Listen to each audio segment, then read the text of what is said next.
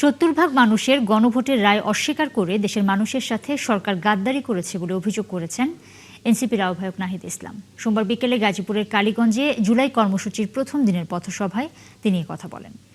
100 উপজেলা প্রদক্ষিণের মধ্য দিয়ে এনসিপির এ বছরের কর্মসূচি শেষ হবে 31 জুলাই। গাজীপুর থেকে আরও জানাচ্ছেন সহকর্মী রাশেদ আনিস।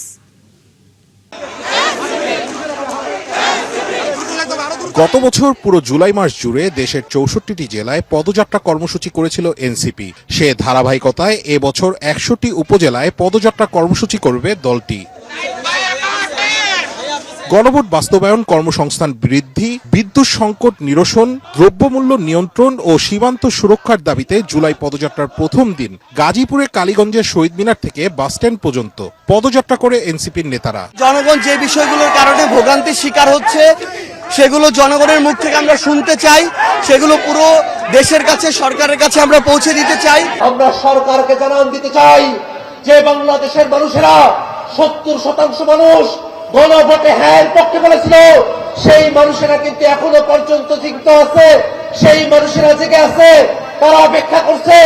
এনসিপির আহ্বায়ক বলেন, 70% ভোটারের গণভোটের রায়কে উপেক্ষা করে দেশের মানুষের সাথে গাদ্দারি করেছে বিএনপি সরকার। বাংলাদেশের 70% মানুষ হ্যাঁ পক্ষে ভোট দিয়েছে, সংস্কারের পক্ষে ভোট দিয়েছে, কিন্তু এই সরকার, এই বিএনপি সরকার গণভোট এবং জুলাই সনদকে এখন অস্বীকার করছে, জনগণের সাথে প্রতারণা করছে, জাতির সাথে গাদ্দারি এবং বিশ্বাসঘাতকতা করছে। পথসভায় তিনি স্বরাষ্ট্রমন্ত্রীর সমালোচনা করে আইন শৃঙ্খলা পরিস্থিতির উন্নয়ন করতে বলেন। তার নিজের এলাকায় মাদক বন্ধ করতে পারে না, সে সারা দেশের মাদক কিভাবে বন্ধ করবে? রাশেদ আনিস, 71, কালীগঞ্জ, গাজীপুর।